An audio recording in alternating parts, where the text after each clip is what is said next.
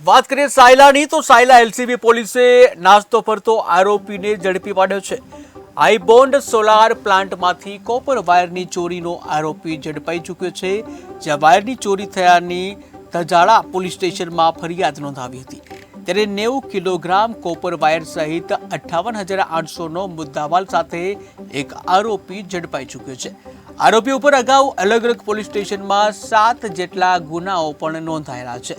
ત્યારે વધુ એક આરોપી ઝડપાયો છે સુરેન્દ્રનગરના સાયલાથી, જ્યાં સાયલા એલસીબી પોલીસે નાસ્તો ફરતો આરોપીને પકડી પાડ્યો છે।